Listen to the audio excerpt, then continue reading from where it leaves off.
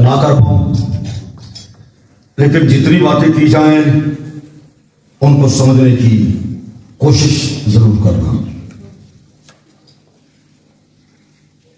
पूरी समझ मिले या थोड़ी समझ मिले, पर सुनना जरूर ध्यान से। हो सकता है पूरी समझ मिल जाए।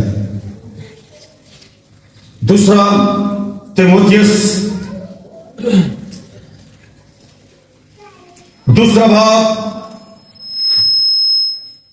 और उसकी 15वीं एक आयत में आपके लिए पढ़ना चाहता हूं।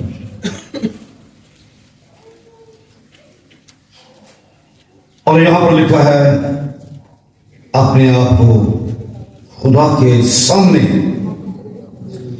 मकबूल और ऐसे काम करने वाले की तरह पेश करने की कोशिश कर जिसको शर्मिंदा होना ना पड़े, और जो हक के कलाम को दुरुस्ती से काम में लाता हो, सो कलामे हक के पड़े जाने पर खुदा उनकी बरकत होती।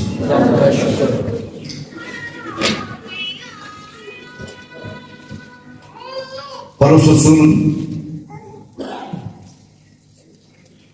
तीमुथियुस को दूसरा खत लिखते वक्त एक खास हदायत कर रहा है, एक खास बात उसे समझा रहा है। और वो खास बात क्या है? अपने आप को खुदा के सामने, अपने आप को खुदा के सामने आगे के लिखे जी, मकबूल और ऐसे काम करने वाले की तरह क्या कर जी, अपने आप को पेश कर किसके सामने? खुदा के सामने ऐसे काम करने वाले की तरह पेश करने की क्या कर जी, कोशिश कर जिसको शर्मिंदा होना ना पड़े, और जो हक के कलाम को आगे के लिखा जी दुरुस्ती से काम में लाता हो। हक के कलाम को दुरुस्ती में काम लाना, खुदा के सामने अपने आप को पेश कर ऐसे काम करने वाले की तरह जो हक के कलाम को क्या करता हो जी, दुरुस्ती में काम में लाता हो।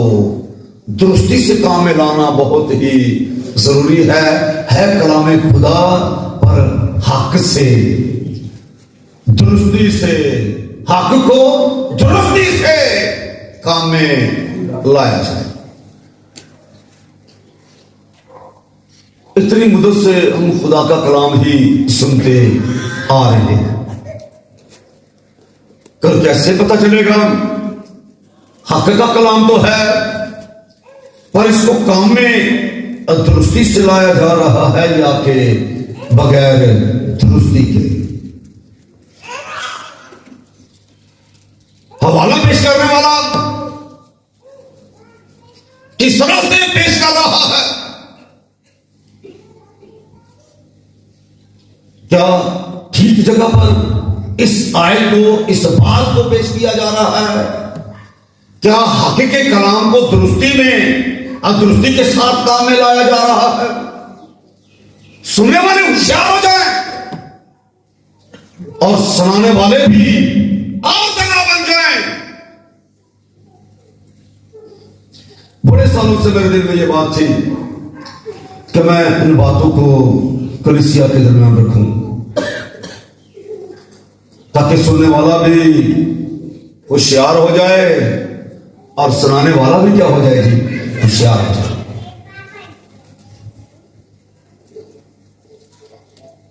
अब जितने यहां बैठे हैं,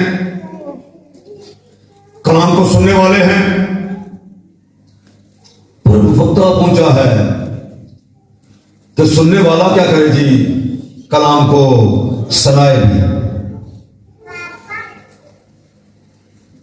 आप में से बात ऐसे हैं जो कलाम को पेश भी करते हैं, सुनते हैं और लोगों को सुनाते भी हैं।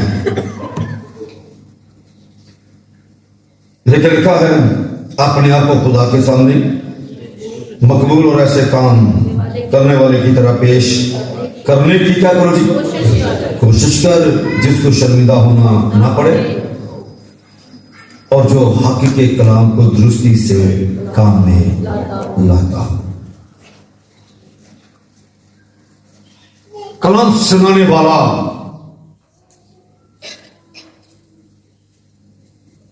किस तरह से इस बड़ी खिदमत के लिए तैयार हो जाता है,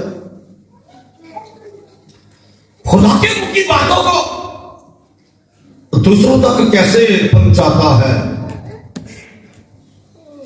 कैसे वो हक के कलाम को दुरुस्ती में पेश करता है, कैसे दुरुस्ती से काम में लाता है।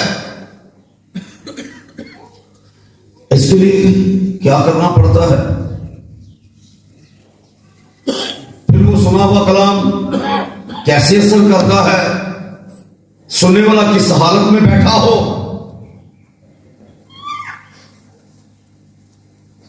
ये सारी बातें ही मैं कह रहा हूं बड़ी गौर तलब है। सबसे पहले मैं बताना चाहता हूं कलाम सुनाने के लिए तैयारी का जो अमल है वो क्या है, कि ऐसे कोई आयत लेके लोगों के सामने जाके हम पेश करना शुरू कर दें, बोलो ना जी,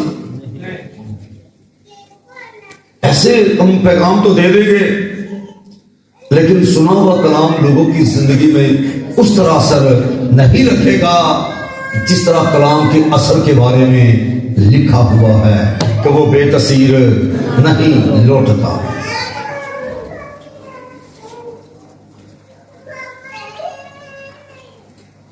तैयारी का ये तरीका सबसे पहले खुदा से मांगना पड़ता है, या सबसे पहले खुदा एक शख्स को वो कलाम देता है।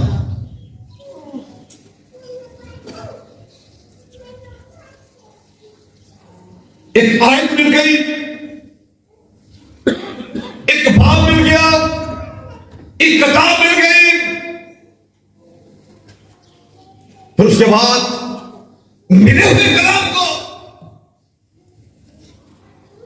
दुरुस्ती के साथ काम में कैसे लाया जाता है। सबसे पहले अपनी सोचों को यकजा किया जाता है। हमारा जो दिमाग है ना जी, इस तरह का है जिसमें हर वक्त ख्याल चलते ही रहते हैं। इस वक्त भी जो ध्यान से कलाम नहीं ना सुन रहा, उसके अंदर कई तरह के ख्याल और तरह के ख्याल चल रहे हैं, और जो पूरे ध्यान से सुन रहा है, जिसका ध्यान पूरे तौर पर खुदा के कलाम की तरफ है, उसके अंदर एक ही ख्याल चल रहा है, और वो कौन सा चल रहा है कि वो अपने आप को खुदा के सामने ऐसा काम करने वाला पेश करे जो हक के कलाम को दुरुस्ती से काम में लाता है।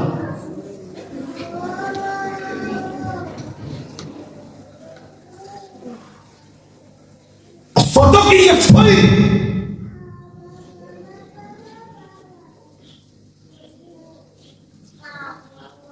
ये नहीं कि कलाम सुनाने वाले की सोचें जो है पता नहीं किधर से किधर को जा रही हैं, और उसके बाद उसका असर क्या होता है सुनेगा, सुनने वाले क्या कहते हैं, सही तरह से समझ, बोलो ना जी। हमारी कलीसिया तो है ही ऐसी, फौरी तौर पर ही बोल देते हैं, समझ नहीं आई, सही समझ नहीं आई बात की। तो सबसे पहली बात इसमें ये होती है कि इसका मतलब है कि सुनाने वाले को पहले सही तरह से समझ नहीं। अगर सुनाने वाले को सही समझो ना बात की, तो फिर वो बात तो सामने रख देता है, उसके बाद भी कोई नहीं समझना चाहता तो फिर उसकी अपनी मर्जी है, लेकिन पहले सुनाने वाले को खुद सही समझ होना बहुत ही जरूरी है। फिर ये हो नहीं सकता कि जो कलाम सुनने के लिए आया है उसको वो बात समझ ही ना आए कि वो बयान क्या कर रहा है।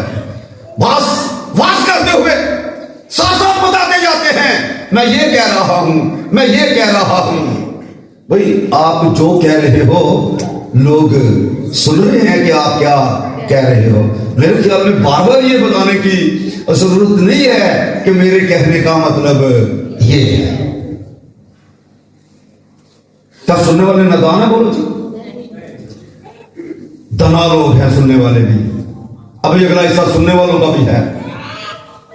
सुनने वाला कैसा होना चाहिए? पर पहले सुनाने वाला, मैंने बताया क्या आयत, एक लफ्ज या एक पैराग्राफ या एक चैप्टर या कोई पूरी किताब मिल गई, खुदा ने दे दी, ये बात जाके बयान कर दे, मिल गई,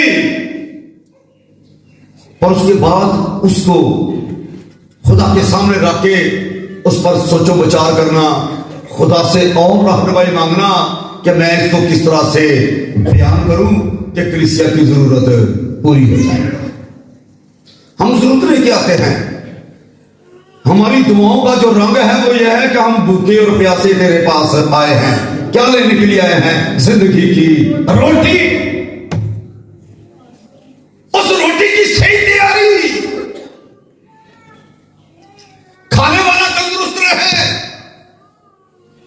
पता नहीं कच्ची रोटी खाने वाले बीमार भी हो जाते हैं, तो उसका मतलब है रोटी, सही रोटी देना बहुत ही जरूरी है रूहानी तंदुरुस्ती के लिए। हाथी के कलाम को दुरुस्ती के साथ काम में लाना बहुत ही जरूरी है। तो सबसे पहले मैंने कहा खुदा से मांगना या खुदा का आपको देना, और उसके बाद सोचों का यकजा होना बहुत ही जरूरी है। और ये तब होती है जब हम खुदाउन के हुजूर अपने आप को रख के ये कहते हैं कि खुदाउन इस काम में मेरी मदद कर। आमीन। तो फिर सबसे पहले जो आपके अंदर काम होना शुरू होता है वो है इत्मीनान का। लेकिन ना खुदा का इत्मीनान जो समझ से बिल्कुल बाहर है, क्या करेगा? मसीह यीशु में तुम्हारे ख्यालों को महफूज करेगा, ख्याल बिखरने नहीं पाएंगे। ये देखिए जरा मेरे साथ, फिलिपियों के खत में 4वां बाब है 7वीं आयत है।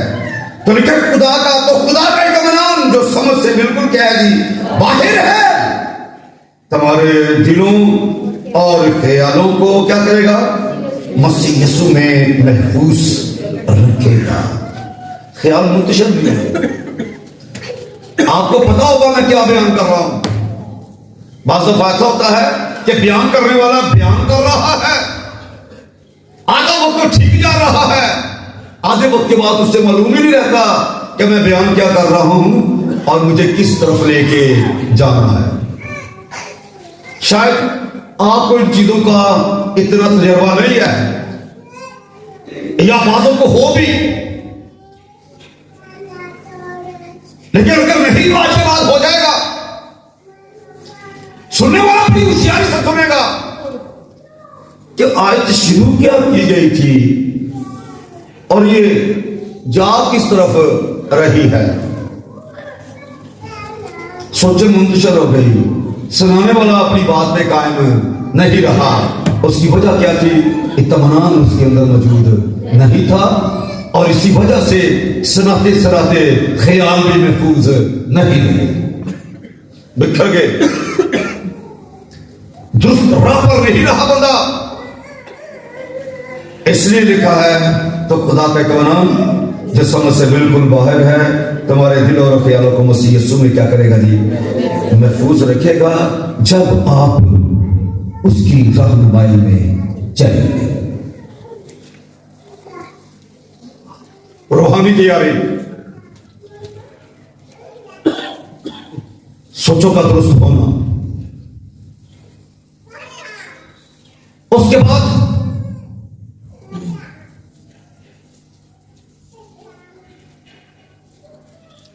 दवाइयां जिंदगी बात के लिए दुआ करना। मिल गई, रहनुमाई हो गई, फिर उसके लिए क्या करना जी?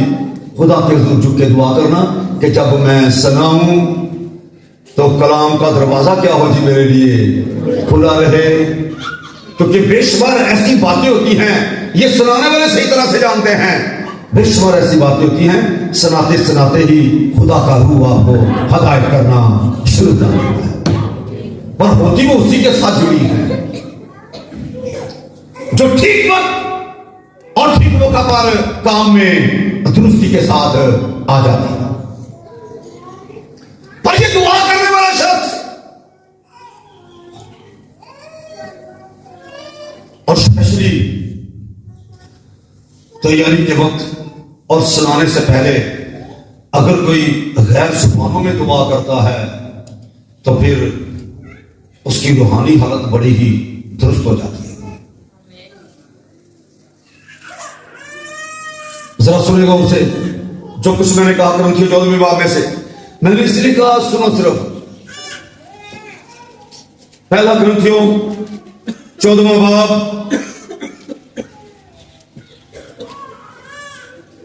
दूसरी आयत में लिखा है, क्योंकि जो बेगाना जुबान में बातें करता है वो आदमियों से बातें नहीं करता बल्कि खुदा से, इसलिए कि उसकी कोई नहीं समझता, हालांकि वो अपनी रूह के वसीला से बेर की बातें कहता है। आगे लिखा, लेकिन जो नबूवत करता है वो आदमियों से तरक्की और नसीहत और तसल्ली की बातें कहता है। जो बेगाना जुबान में बातें करता है, आगे क्या लिखा जी, वो अपनी तरक्की करता है, और जो नबूवत करता है वो कलीसिया की तरक्की करता है। जो नबूवत करता है कलीसिया की तरक्की करता है, और जो बेगाना जुबान में बातें करता है वो अपनी तरक्की करता है। अब बस लोगों को ये कहना होता है कि अगर तर्जुमा हमें ना आ रहा तो गैर जुबाने बोलना भी दुरुस्त नहीं है, लेकिन याद रखो बाइबल में कहीं पर भी मना नहीं किया। पौलुस रसूल जो ये बातें लिख रहा है वो खुद कहता है मैं सबसे ज्यादा जुबाने बोलता। इससे क्या होता है? अपनी तरक्की होती है और खुदा का रूह भेद की बातें आप पर खोलना शुरू कर देता है, और जो ये करता है वो इस तजर्बे से वाकिफ है, जो नहीं करता वो इस तरह करना शुरू करे, उस पर भी ये भेद खुल जाए। लेकिन बाइबल ने ये बातें वाज़ेह कर दी, पहले सुनाने वाले की रूहानी तरक्की, फिर सुनने वालों की रूहानी तरक्की। गैर जुबान में दुआ करना, अदम में दुआ करना है और खुदा से बातें करना है।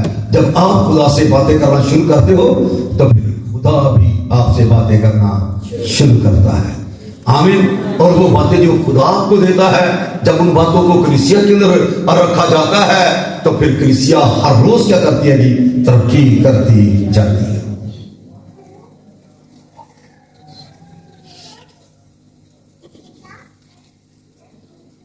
और उनके मसाकिल से रह के अपनी हिकमत से नहीं, इंसानी हिकमत से नहीं, बल्कि खुदा की रूह की हदायत से बोलने वाला कलीसिया के लिए हमेशा ऐसे बरकत बनता है। इसलिए सबसे पहली बात मैंने बताई कि आपकी सोचों की यकसोई, यकजा होना, बिखरे ना मैं सोचे, पूरा कंट्रोल होना। बाजू ने अपने दिमाग को बड़ा ढीला छोड़ा होता है, कई तरह की सोचें उनके अंदर आती रहती हैं, लेकिन इस तरह की सोचें, नकमी सोचें कभी भी आपके अंदर ना आए। सोचों को कंट्रोल करो, ख्याल अपने कंट्रोल में हूं, तभी आप हर एक ख्याल को मसीह के ताबे कर सकते हो। जो खुदा की पहचान के खिलाफ सर उठाता है, ऐसे कलों को ढा सकते हो। इसलिए सबसे पहले आपकी रूहानी तैयारी, और उसके बाद जो कुछ आपको मिला है वो मजमून, उसकी तैयारी, उस पर सोचो बचा।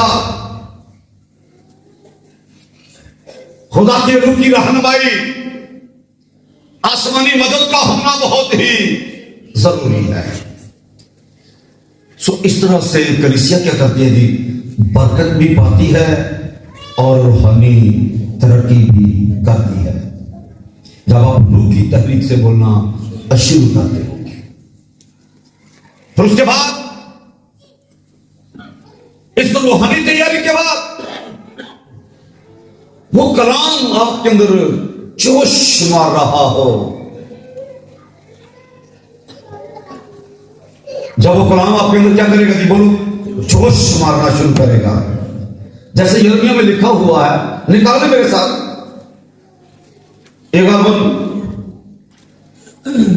20वां बाब है, उसकी 9वीं आयत के अंदर लिखा हुआ है,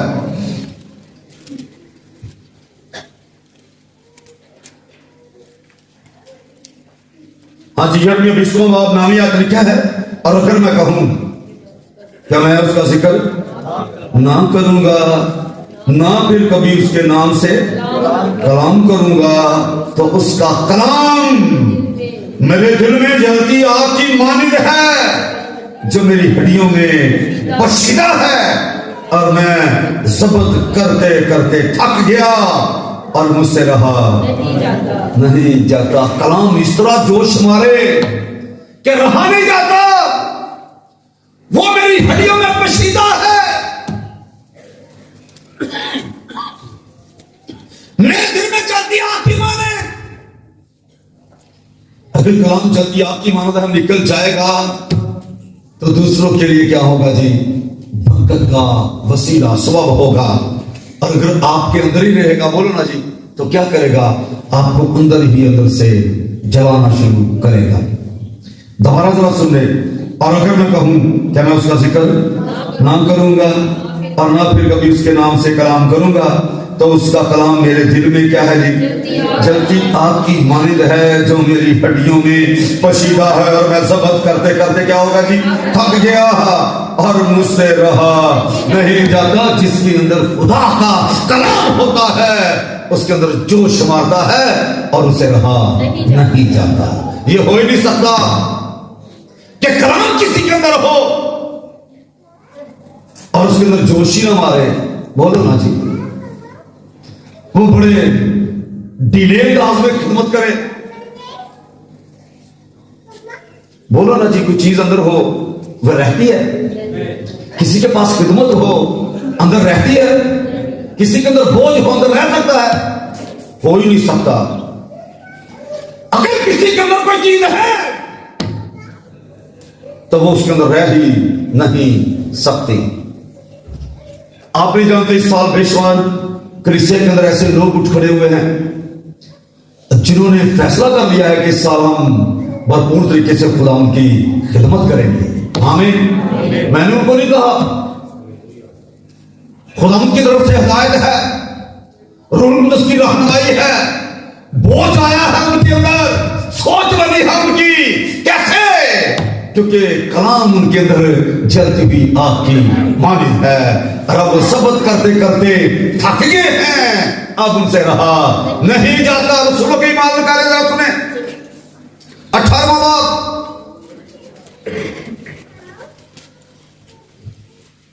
इंतजार ही करते रहते हैं। पर मैं कहता हूं जिसके अंदर कोई सोच, कोई बोझ होता है, वो इंतजार नहीं करता, बल्कि वो खुदा से मदद लेके उस काम को शुरू करता है। ईमान 18वां बाब 5वीं आयत में लिखा है, और जब सिलास और तीमुथियुस मकदूनिया में आए, आगे क्या लिखा है, तो पौलुस कलाम सुनाने के जोश से, आगे क्या लिखा जी, मजबूर होकर यहूदियों के आगे गवाही दे रहा था कि यीशु मसीह है। हालेलुया। कलाम सुनाने के जोश में ये जोश मारता है अंदर, कोई ज़ब्त नहीं कर सकता। ज़ब्त करेगा, हड्डियां जला देगा। तेरा कलाम मेरे अंदर जलती हुई आग की मानिंद है। मैं जब्त करते करते थक गया, अब मुझसे रहा नहीं जाता। और उस कलाम सुनाने के जोश में मजबूर होकर यहूदियों को गवाही दे रहा था, यीशु ही मसीह है। उससे रहा नहीं जाता। अंदर बोझ है, अंदर सोच है। बोलो ना जी, रहा जाता है नहीं। मैंने बेशुमार लोगों को मजबूरी की हालत में ये बात करते सुना है कि हुण मुंह आई गल वे मेरे को रिया। बोलो ना जी, भले अगले का कुछ ना रवे पर मैं हुण गल कर ही छड़ांगा। बोलो ना जी, है कि नहीं? तो फिर जिस्मानी लोग अपनी इस बात से बाज नहीं आ रहे, तो फिर रूहानी लोग जिनके अंदर खुदा का कलाम है वो इस बात से बाज क्यों कर रहे हैं? सकते हैं। इसलिए जरूरी है, पहली बात मैंने कहा, खुदा से मांगना या मिलना, और उसके बाद उस बात को खुदा के सामने रखना और अपनी रूहानी तैयारी करना। और तैयारी का मतलब मैंने बताया। फिर मैंने आपको यह बताया कि जिनके अंदर ये सोच होती है उसके बाद उनसे रहा नहीं जाता। और अगर कोई रह रहा है तो फिर सोच ले कि वो रहा हुआ है। उसके बारे में लिखा, गौर से देखो, कोई रहा हुआ मालूम ना हो। फिर वो उस शख्स की मानद है जिसने अपने तोड़े को क्या कर दिया जी? दबा दिया। और उसने ये खुसूसी हदायत की कबूती उसको, उस खिदमत को क्या कर, चमका दे जो मेरे हाथ रखने से तुझे मिली। उस खिदमत को क्या कर, बोलो ना जी, चमका दे। तो घर बैठ के चमकती है ना? बोलो ना जी, घर बैठे बैठे बहुत चमकती है खिदमत। खिदमत उस वक्त चमकेगी जब उसको इस्तेमाल में लाया जाएगा। पर इस्तेमाल में लाने का तरीका क्या लिखा है जी? जो हकीकी कलाम को दुरुस्ती के साथ काम में लाता हो। अपने आप को खुदा के सामने ऐसा काम करने वाला पेश कर जो हकीकी कलाम को दुरुस्ती से काम में लाता हो।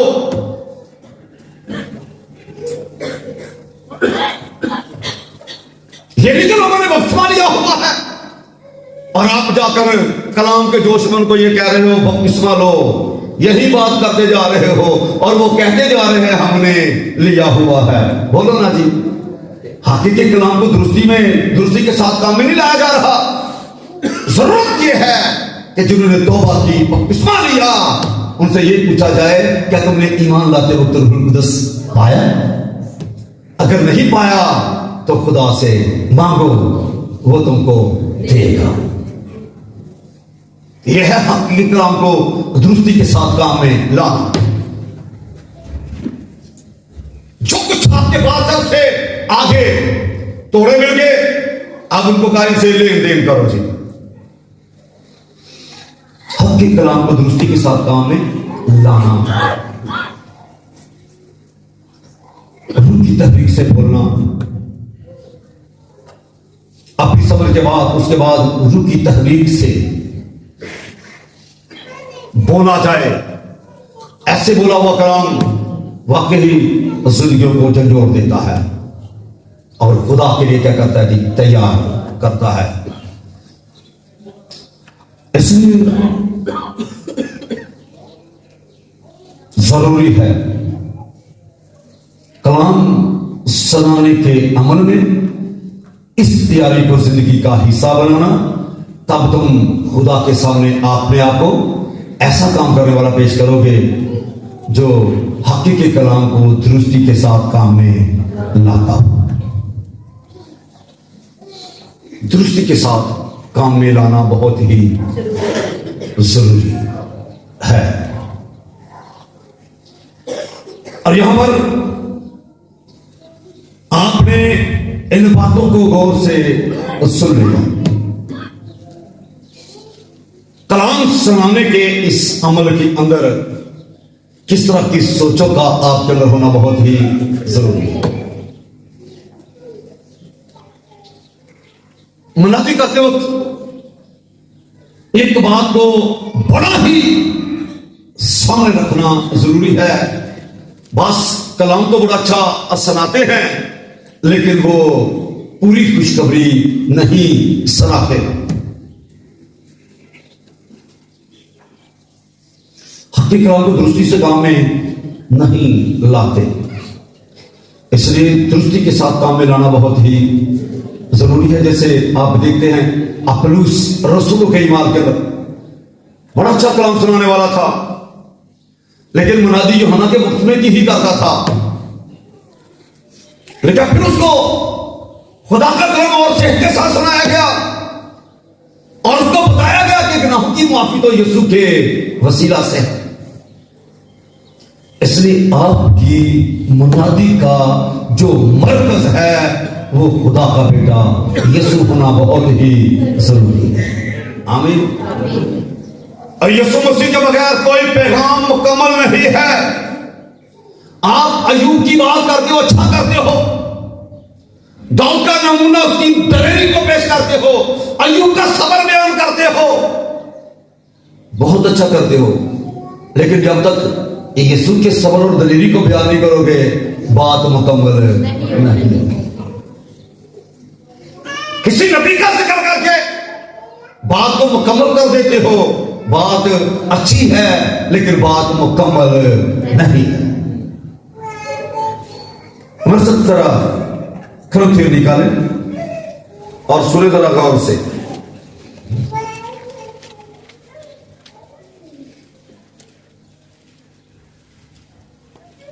पहला खरोथियो दूसरा बाब पहली से यहां पर लिखा है, और भाइयों जब मैं तुम्हारे पास आया और तुमने खुदा के भेद की मनादी करने लगा तो आला दर्जे की तकरीर या हिकमत के साथ नहीं आया, बल्कि मैंने ये इरादा कर लिया था कि तुम्हारे दरमियान यीशु मसीह बल्कि मसीह मसलूब के सिवा और कुछ ना जानूं। किसी और का जिक्र सुन रहे हो बोलोगे जी? क्योंकि नए अहद के अंदर जो नए अहद के खादम हैं वो खुशखबरी के खादम हैं। तो निजात के बगैर कोई खुशखबरी बोलो ना जी। तो निजात किसके वसीला से है? यीशु के वसीला से। इसका मतलब यीशु के बगैर कोई मुनादी मुकम्मल नहीं। आसमान के तले आदमियों को कोई दूसरा नाम बोलो जी, कोई दूसरा नाम नहीं बख्शा गया, एक ही नाम है और वो यीशु नाम है, जिसके वसीला से क्या है जी? नजात। और ये किताब नजात की किताब है, क्योंकि नजात यीशु के वसीला से है, इसलिए कोई पैगाम भी यीशु के बगैर मुकम्मल नहीं। मैंने ये मुनासिब जाना कि तुम्हारे दरमियान मसीह मसलूब के सिवा कुछ ना जानो। अगर कोई आए और आके नहमिया की बात करे तो वो बड़ी अच्छी बात है, लेकिन अगर बात को नहमिया से लेके यीशु तक ना लेके आए हैं तो बात तो अच्छी होगी लेकिन बात अधूरी होगी, पूरी खुशखबरी नहीं होगी। यहां पर एक और बात मैं थोड़ी बयान कर दूं, सुने गौर से। मसीह मसलूब के सिवा कुछ ना जानूं और मैं कमजोरी और खौफ और बहुत तराने की हालत में तुम्हारे पास रहा। मेरी तकरीर और मेरी मनादी में हिकमत की लुभाने वाली बातें ना थी, बल्कि वो रूह और कुदरत से साबित होती थी। रूह और कुदरत लुभाने वाली बातें बस ये ढूंढते रहते हैं। कोई इल्मी बातें होनी चाहिए, अच्छी बात है, इल्मी बातें भी होनी चाहिए, क्योंकि ये लिखा ये भी अच्छा नहीं कि रूह इल्म से खाली हो। पर अगर कोई इल्म की वाकियत आपके पास हो बोलो ना जी, और अगर मोहब्बत ना रखूं तो बोलो क्या है जी? कुछ भी नहीं। तो यहां पर लिखा है बल्कि रूह और कुदरत से साबित होती थी। कलाम सुनाया जा रहा हो और रूह और कुदरत जाहिर हो रही हो। आमीन। लोग टूट रहे हों, लोग नए बन रहे हों, जिंदगियां तब्दील हो रही हों और लोग मसीह के लिए तैयार हो रहे हों। बेशक उसमें बहुत सी लुभाने वाली बातें ना हों, लेकिन रूह और कुदरत का जाहिर होना बहुत ही जरूरी है। आमीन। क्यों? ताकि तुम्हारा ईमान इंसान की हिम्मत पर नहीं बल्कि खुदा की कुदरत पर महफूज हो। खुदा की कुदरत को मानने वाले, खुदा के बेटे पर ईमान लाने वाले बनो। रूह और कुदरत जाहिर हो, सुनने वाले का दिल टूटे कि मैं ठीक नहीं कर रहा। बोलो ना जी, मेरा ये रवैया ठीक नहीं, मैं तो इस तरह से नहीं चल रहा। उसको मालूम हो जाए, सुनने वाले को मालूम हो कि ये राह ठीक नहीं जिसको मैंने इख्तियार किया है, ये वाली राह ठीक है जो किताबी मुकद्दस की राह है। क्योंकि और कोई राह नहीं है, याद रखो, और कोई राह नहीं। सब राहें उस तरफ नहीं जाती, उसकी तरफ जाने वाली एक ही राह है, और वो खुदा का बेटा यीशु है, जिसने खुद कहा राह हक और जिंदगी है। इसलिए पुरुष कहते मैंने तुम्हारे दरमियान मसीह मसरूफ के सिवा कुछ ना जाना, क्योंकि मैंने ये इरादा कर लिया था कि तुम्हारे दरमियान यीशु मसीह बल्कि मसीह मसरूफ के सिवा कुछ ना जानो। इसलिए कि मुकम्मल खुशखबरी खुदा के बेटे यीशु के वसीला से। आमीन। आप निकल मेरे साथ जरा कुर्सियों भी,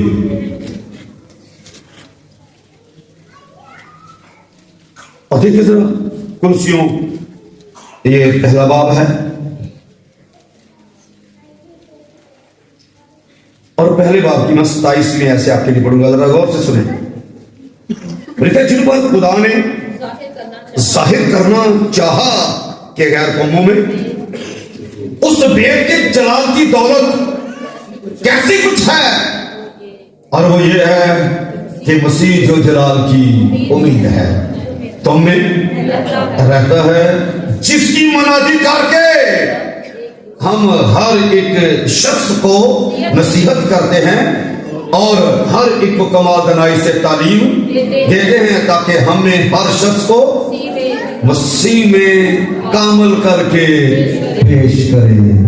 मसीह के बगैर कामलियत नहीं है, इसीलिए लिखा ईमान के बानी और कामल करने वाले यीशु को ताकते रहो। क्या लिखा यहां पर? जिसकी मुनादी करके हम हर शख्स को नसीहत करते हैं और हर को कमाल दनाई से तालीम देते हैं, ताकि हम हर शख्स को मसीह में कामल करके क्या करें जी, पेश करें। किसी और का जिक्र यहां है बोलो जी? नहीं। इसलिए मैंने कहा जिसका मर्जी आप जिक्र करते हैं वो अच्छी बात है, लेकिन वो कामलियत की बात नहीं है। कामल करके अगर किसी को खुदा के सामने पेश करना चाहते हो तो फिर मसीह मसलूब के सिवा कुछ ना जान। आपकी मुनादी का मरकज खुदा का बेटा यीशु होना चाहिए, जिसके वसीला से निजात है और उसी के वसीला से हमेशा की जिंदगी है। आमीन जी। इसलिए मुनादी करते वक्त इस बात को अपने सामने रखना बहुत ही जरूरी है। आप हैरान होंगे किस तरह की तैयारी हमें आज करवाई जा रही है। मैंने साल के शुरू में आपको कहा था, फिर लिखा, फिर मैंने नए आसमान और नई जमीन को देखा, पहला आसमान और पहली जमीन जाती रही।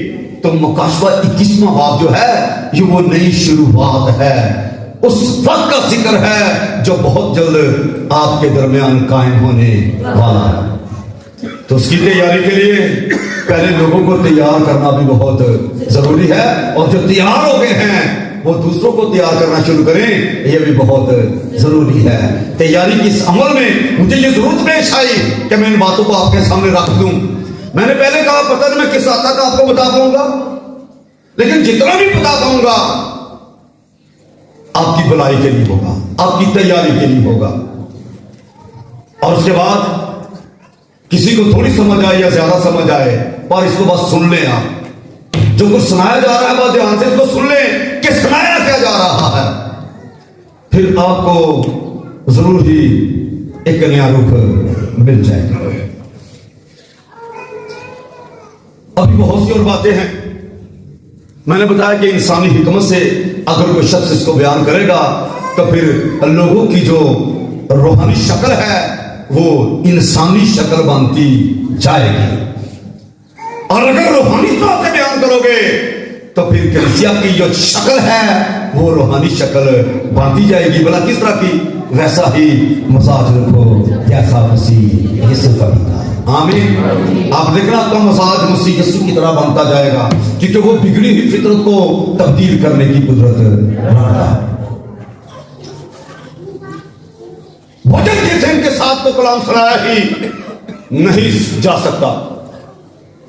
दुनिया की सोचों के साथ, हसद और गुस्से के साथ, नफरत और बुग़्ज़ रखते हुए कोई शख्स खुदा के कलाम की बातों को बयान कर भी नहीं सकता, क्योंकि इस तरह से इंसानी हिकमत जाहिर होना शुरू हो जाएगी, रूहानी नहीं, आसमानी नहीं। इससे मैं ज्यादा लंबा नहीं करना चाहता। अब एक और रुख आपको देना चाहता हूं, और वो है सुनने वाला। चलो मैंने बातें आपको बताई हैं, बातें भी बहुत हैं, लेकिन खुदा ने चाहा तो वक्त के साथ साथ आप तक पहुंचती रहेगी। अब सुनने वाले हर संडे एक बात सुनते हैं, पर वो ये नहीं समझते कभी कि आज जो कुछ सुनाया गया इसका मुख कौन सा था। कलाम तो था, पर क्या नाम दे इस मैसेज को, ये सरमन कैसा था। मैं बहुत ज्यादा भी चंद अकसाम आपको वास की बताना चाहता हूं कि वास कितनी किस्म का होता है। सबसे पहले बशार की वाज होता है। स्पेशली जो बाहर से लोग आते हैं ना कलाम सुनाने के लिए, उनकी कोशिश होती है कि चर्च के अंदर बशारत दी जाए, खुशखबरी सुनाई जाए, और ऐसा होना भी चाहिए। अच्छा तरीका है लोगों को खुदा उनके लिए तैयार करने का। हमारे चर्च में से भी जब कोई बाहर जाता है या जाए तो कोशिश करे कि उनकी जरूरत को सामने रखा जाए। और यीशु मसीह ने भी अपनी मुनादी का जो आगाज है वो खुशखबरी ही से शुरू किया। मरकस की इंजील निकाले मेरे साथ और देखे जरा गौर से। मरकस ये पहला बाब है।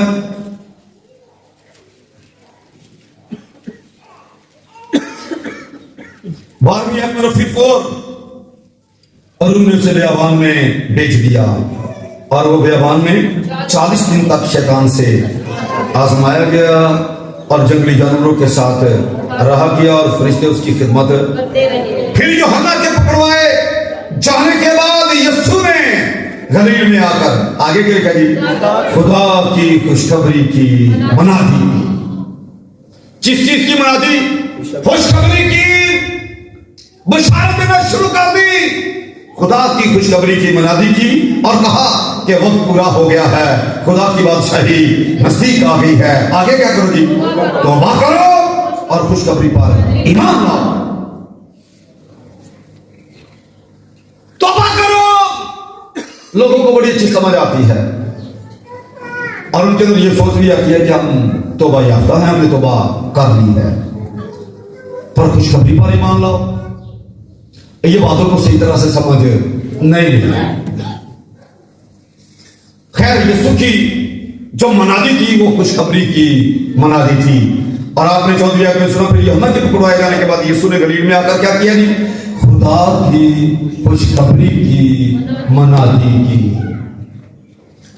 और बशारत देते वक्त तौबा की मनादी करना भी बहुत जरूरी है। हालांकि ये सत्य है, लोग पसंद नहीं करते, और मैं अक्सर जिक्र करता हूं कि किताब मुकद्दस के मुताबिक जितने लोगों ने तौबा की मनादी की, लोगों ने उनका हाल बड़ा ही बुरा किया, पर बाज नहीं आना तौबा की मनादी करने से। याद रखो, डरना नहीं। आप हैरान हो गए कि तौबा की मनादी से यूहन्ना बपतिस्मा देने वाला तौबा की मनादी उस वक्त से शुरू हुई ना, बोलना चाहिए कि इससे पहले भी थी। यूहन्ना बपतिस्मा देने वाले ने आके मनादी शुरू की, तौबा करो क्योंकि आसमान की बादशाही। तो बोलो ना, लोगों ने उसका असर क्या किया? बोलो ना, यूहन्ना का सर भला क्यों तौबा की मनादी करता था। फिर यीशु ने यूहन्ना के पकड़वाए जाने के बाद यीशु ने भी आके वही मनादी करना शुरू कर दी, खुदा की खुशखबरी की कि तौबा करो, खुशखबरी पर ईमान लो। यीशु के साथ लोगों ने क्या किया? बोलो ना जी, सलीब पर लटकाया। सिर्फ सलीब पर ही लटकाया, उसके मुंह पर थूका। बोलो ना जी, उसकी दाढ़ी के बाल नोचे, राजा ने तानेबाजी की, उसके बदन पर एक कम 40 कोड़े लगाए गए, बदन लहू लुहान किया गया और कीलों के साथ सलीब पर उसे जड़ दिया। भला क्यों? तौबा की मुनादी करता था। उसके बाद शागिर्दों ने तौबा की मुनादी, रसूलों की ईमान पढ़ो, शागिर्दों ने भी यही मुनादी शुरू कर दी। शागिर्दों के साथ क्या हुआ? बोलो ना जी, किसी को उल्टा सलीब, किसी को नेतों से शहीद, किसी को बोलते खड़ा मैं है। मैं डरा नहीं रहा, मैं जो कुछ हुआ वो आपको बता रहा हूं कि तौबा की बुनियादी करने वालों के साथ लोग करते क्या? किसी उल्टी खाल खींच ली। उसके बाद पादरी रशीद भी तौबा की बुनियादी, इतना पता नहीं की कर लेकिन खैर जो भी करना है मुनादी से हम बाज नहीं आएंगे। पौलुस कहता है कि मैं फजल की खुशखबरी सुनाने से बाज नहीं आऊंगा। मैं अपनी जान को अजीज नहीं समझता कि कोई फजल की खुशखबरी के बगैर ही मर जाए। इसलिए तौबा की मुनादी जरूर है, लेकिन तौबा की मुनादी के साथ बशारत का काम यानी खुशखबरी सुनाना बहुत ही जरूरी है।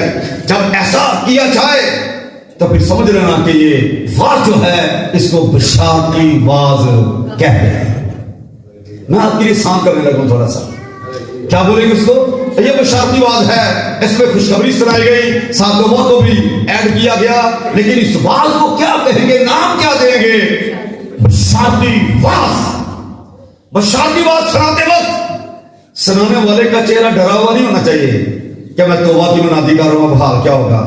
बड़ी खुशी के साथ और बड़ी दलेरी के साथ वो बयान करें, आमीन। क्योंकि खुशखबरी सुनाने वाले के अंदर पहले खुशखबरी होना बहुत ही जरूरी है। जो खुशखबरी सुनाता है, खुशी की खबर खुशी से सुनाई जाती है या अफसरदा दिली के साथ? बोलना जी, इसलिए खुशखबरी सुनाते वक्त चेहरा उदास नहीं होना चाहिए, खुशी के साथ सुनाना, आमीन। आप देखना कबूल करने वाला भी खुशी खुशी कबूल करेगा। और इस वास को नाम क्या देंगे? बशारती वास। उसके बाद आयती वाज होता है। कोई एक आयत खादम लेता है और उस आयत पर, जैसे मैंने आज एक ही आयत ली और उस पर बोलना शुरू कर दिया, इसको क्या कहेंगे? ये आयती वाज है। एक आयत को लेके उसको सही तरह से खोलना, लोगों तक पहुंचाना, ऐसा बयान करना कि लोगों को उस आयत की पूरी समझ मिल जाए। जैसे लिखा है, दूसरे दिन यूहन्ना बपतिस्मा देने वाले ने यीशु को अपनी तरफ आते देखे क्या कहा? देखो खुदा का बर्रा जो जहान के गुनाह उठा ले जा। इसमें आपने पहले क्या करना? दूसरे दिन को बयान करना है कि ये दूसरा दिन किस हिसाब से है। फिर आपने ये बयान करना है कि वो किनको कह रहा है, किस लिए कह रहा है, और कहने की जो वजह है वो क्या है। खुदा के बर्रे को बयान करो, खुदा का बर्रा है क्या? जहान के गुनाह उठाने के लिए क्यों आया? क्या उसने वाकई जहान के गुनाह उठाए? उठाने के बाद उसने क्या किया? क्या फिरता रहा? नहीं, बल्कि उनको लेकर सलीब पर चढ़ गया और वो मर गया और तीसरे दिन मुर्दों में से जी गया। आयतीवास एक आयत ली और उसको बयान करना शुरू कर दिया। उसको सही डिटेल से क्या कर दिया जी? बयान कर दिया और लोगों को समझ आ गई। जब पादरी एक आयत लेके बयान करना शुरू करे तो अपने अंदर सोच बना लेनी है, इस वाज को हम क्या कहेंगे? आयती वाज, जिसमें एक आयत बयान की गई। वास्तव में एक लफ्ज भी बयान कर देते हैं, लफ्जी वाज भी उसको बोलते हैं। एक लफ्ज ले ले, जैसे मोहब्बत ले ली, अगापे। तो जब एक लफ्ज लेके बयान किया जाए तो फिर कोशिश की जाए कि उसकी जो यूनानी है, इब्रानी है, उसको भी बयान किया जाए ताकि वो लफ्ज सही तरह से खुल के लोगों के सामने आए कि इसका हकीकी मतलब क्या है। जब एक लफ्ज लेके बोलना शुरू कर दोगे तो आप उस पर बोलते जाओगे, पूरा वाज ही उस लफ्ज में मुकम्मल कर दोगे। तो ऐसे वास को क्या बोलेंगे? लफ्जी। चर्च में आज बहुत अच्छा सरमन हुआ, क्या था? शॉर्टकट लफ्जी वास था जी। फिर जो कोई तनाव होगा आपको पूछेगा कौन सा लफ्ज था, कौन सी आयत थी? कोई इजी हो रहा है कुछ के नहीं? बोलेंगे? कुछ समझ आ रही है? इसके बाद कलीसियाई वास होते हैं जो आपके चर्च में बहुत ही होते हैं। मैं अक्सर यहां पर मतलब हर किस्म के वास यहां पर हुए हैं, दिए गए हैं, लेकिन कलीसियाई वास जो होते हैं ना, ये मैं ज्यादातर चर्च में देता हूं क्योंकि इससे कलीसिया की तरक्की होती है। कलीसियाई वास क्या होते हैं? जिसमें खुशखबरी की तकमील को बयान किया जाता है। जैसे हमने खुशखबरी सुनी क्या कि गुनाहों की जो माफी है वो खुदा के बेटे यीशु के वसीला से। तो ये कलीसिया की जरूरत है क्या कि यीशु के वसीला से हमें गुनाहों से मुआफी मिली है। यीशु के अलावा गुनाहों की मुआफी किसी और नाम से नहीं। बोलो सुना यहां पर के नहीं? उसके बाद फिर आपने ये भी सुना कि उसके मार खाने से हमने शिफा पाई। तो इसी बात है।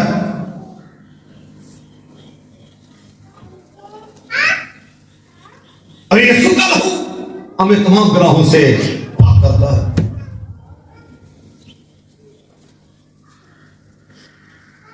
मैं मसीह के साथ मसलूब हुआ, मैं जिंदा न रहा, मसीह मुझ में जिंदा है। जब मसीह जी उठा तो हम भी मसीह के साथ जी उठे हैं।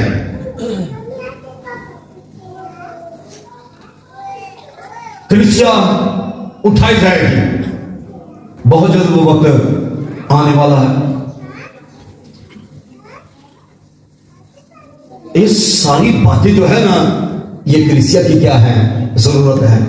पिछले दिनों आपने सुना कि किस तरह मैंने बताया नया आसमान और नई जमीन आने वाली है। नया यरूशलेम का जिक्र किया।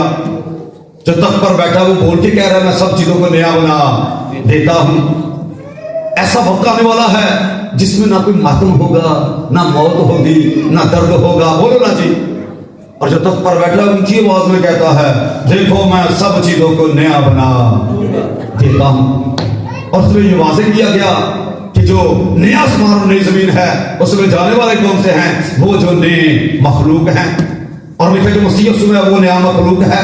पुरानी चीजें जाती हैं, जिसमें से पुरानी चीजें खत्म हो गई, वो नया मखलूक है। तो ये कलीसियाई वास है। ये तमाम कलीसिया की जरूरतें हैं। जब ऐसा वास चर्च में दिया जाए तो आसानी के लिए क्या बोलोगे? आज चर्च में कलीसियाई वास हुआ था। कलीसिया को यह बताया गया कि कलीसिया क्या है? कलीसिया मसीह का बदन है। ये कलीसियाई वास है। अब आपको समझ आना शुरू हुई है थोड़ी सी कि वाकई ही हर संडे वास की किस्म भी शायद बदलती है, या कई दफा लगातार ही एक तरह के ही सरमन होते हैं। अगर कोई रंग बदलेगा तो कम से कम आपको मालूम तो हो ना कि आज जो सरमन था उसकी नवीयत क्या थी। बशातीवास था, आयती था, लफ्जी था, कलीसियाई था, या के तफसीरी वास था। ये आपने बहुत कम सुने हैं, लेकिन मैंने दिए हैं। अभी आपको याद कराता हूं। तफसीरी वास क्या होता है? जिसमें एक पैराग्राफ लिया जाता है, एक चैप्टर लिया जाता है, या एक पूरी किताब को लिया जाता है, उस पर वास किया जाता है। एक ही चीज के कई रुख बयान किए जाते हैं, तो ऐसे वास को क्या बोलते हैं? तफसीरी। लेकिन ऐसे वास के अंदर एक बात का ख्याल रखना बहुत ही जरूरी होता है कि जब ये किताब लिखी गई उस वक्त किस तरह का माहौल था, वक्त कौन सा था, पुराने अहद में से ले रहे हो या नए अहद में से। एक छोटी सी मिसाल आपको देना चाहता हूं। कज़ात की किताब निकाल मेरे साथ।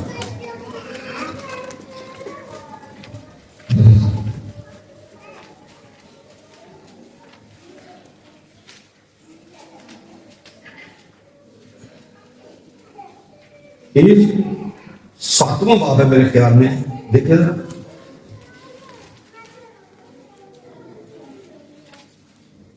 जी 7वां बाब बिल्कुल 19वीं आयत। जरा गौर से मेरी बात को सुने। यहां पर लिखा है 19वीं आयत में गुजात 7वां बाब और ये 19वीं आयत। सो बीच के पहर के शुरू में जब नए पहरे वाले बदले, क्या हो जी, बदल गए तो क्या हुआ? लिखा है जदौन और वो 100 आदमी जो उसके साथ थे लश्करगाह के किनारे आए और उन्होंने नरसिंगे फूंके और उन बड़ों को जो उनके हाथ में थे तोड़ा। लेकिन पहले करे सो बीच के पहर के शुरू में। अब हमें पता ही नहीं कि जब ये किताब लिखी गई उस वक्त पहर कितने घंटों का होता था। तो फिर आप सही तरह से तफसीर कर नहीं पाओगे। जिस साल के आप इन बातों को सुन चुके हो कि पुराना अहद जो है उसमें 4 घंटे के 3 पहर होते थे और नए अहद में 3 घंटे का 1 पहर यानी 4 पहर होते थे।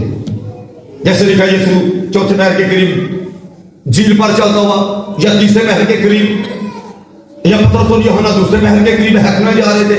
मतलब इस तरह के पहर का जिक्र हमें मिलता है। तो हमें पता होना चाहिए कि ये आयत कहां से ली गई, पुराने अहद से ली गई है। तो पुराने अहद में पहर जो है 1 पहर 4 घंटे का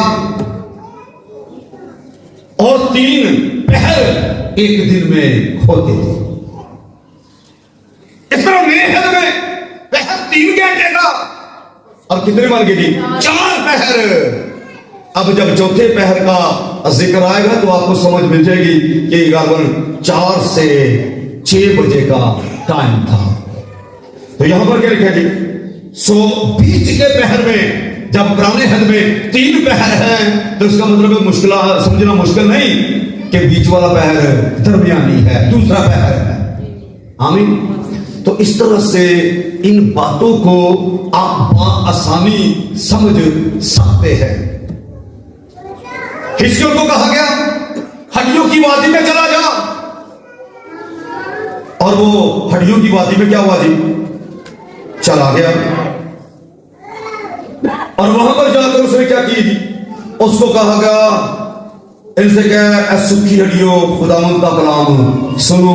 और ये हिजकिय्याह 37वां बाब है। इस पर यहां पर मैंने वाज भी दिया। मैंने बताया बहुत ज्यादा नहीं तफसीरी वाज, लेकिन चंद एक चर्च में दिए गए हैं। इसमें पूरे पहले को पढ़ा जाता है और एक पैराग्राफ पढ़ के फिर उसके बाद क्या होती है जी? तफसीर की जाती है। इसको कौम इसराइल के साथ भी जोड़ा जाता है, इसको मौजूदा हालात के साथ भी जोड़ा जाता है जो उस वक्त थे, इसको आज के हालात के साथ भी जोड़ा जाता है। पहले उस वक्त कैसे जोड़ेंगे? कौन सी बड़ी जंग हुई कि हड्डियों की वादी बन गई, हड्डियां ही हड्डियां थी। फिर उसके बाद कौम इसराइल जिनका हर हड्डियों की मार हो गया, उनसे कहा गया सुखी हड्डियों खुदा का कलाम सुनो। फिर आज के लोग जो कलाम को सुने बगैर ही रूहानी जिंदगी में बहुत ही कमजोर हो गए और हड्डियां ही रह गई हैं, उनके साथ भी इसको जोड़ा जा सकता है। आमीन। एक तफसीर हुई उस वक्त के एतबार से, एक तफसीर हुई कोई इसराइल को सामने रख के, एक तफसीर हुई मौजूदा हालात के मुताबिक। इस तरह से एक ही पैराग्राफ की 3 तफसीरें, 3 रुख उसके बयान किए गए। तो इस तरह के वाज को क्या बोलेंगे? तफसीरी वाज। आमीन। तो सुनने वाला होशियार हो जाए, उसको मालूम होना चाहिए कि आज चर्च में किस तरह का श्रवण हुआ। बशारती था, क्रिस्टियन था, लफ्जी था, आयती था या तफसीरी था, तालीमी था, किस तरह का आवाज था। सुनाने वाला भी बड़ी तनाई से जिस तरह तैयारी के अमल को बताया गया है वो क्या है, जरा वापस आए। और उसने जो तीमुथियुस को हदायत की वो क्या थी? 2 तीमुथियुस 2 बाब 15 अपने आप को खुदा के सामने लफ्ज क्या है जी? मकबूल। खुदा के सामने मकबूल। यो खुदा के सामने मकबूल होता है, इसका मतलब इंसानों के सामने भी वो मकबूल है। आमीन। यानी खुदा और इंसान की नजर में मकबूलियत हासिल करना, अपने आप को खुदा के सामने मकबूल और ऐसे काम करने वाले की तरह क्या कर जी? पेश करने की क्या कर? कोशिश कर। कैसे मैं याद कर रहा हूं, कोशिश कर जिसको शर्मिंदा होना ना पड़े, और जो हक के कलाम को क्या है जी? दुरुस्ती से काम में। हक का कलाम तो होता है पर दुरुस्ती से काम में बाज़ दफा नहीं लाया जाता। पर ऐसे पेश करना है, मकबूल ठहरना है कि हक के कलाम को दुरुस्ती से क्या किया जाए जी? पेश किया जाए। इसलिए मैंने बताया बड़ी मुद्दत से मेरे अंदर ये बोझ था, मैं सारी बातें तो आज भी नहीं कर पाया। वक्त के साथ साथ अगर खुदा ने जिंदगी दी तो करता रहूंगा, लेकिन इस बात को आपके सामने रखना बहुत ही जरूरी था कि सुनाने वाला किस तरह का हो और सुनने वाला किस तरह का। दोनों बातें इसलिए बयान की गई हैं कि आप भी हिकमत से सुने और सुनाने वाला भी हिकमत के साथ सुने। आज इसका मतलब ये कभी नहीं लेना कि अब हम जो कुछ आके खुदा का कलाम सुनाया जाए हम उसमें कीड़े निकालना शुरू कर दें। बोलो ना जी, हम उसमें नक्श तलाश करना शुरू कर दें। याद रखिए जो बातें हमारे काम की हैं उनको हम लें। अगर हक के कलाम को दुरुस्ती से काम में लाया जा रहा है तो आप भी दुरुस्ती के साथ उसको कबूल करें। इसलिए जरूरी है सुनाने वाला भी क्या हो जाए जी? होशियार, और सुनने वाला भी, बोलो ना जी, कैसा होना चाहिए? होशियार।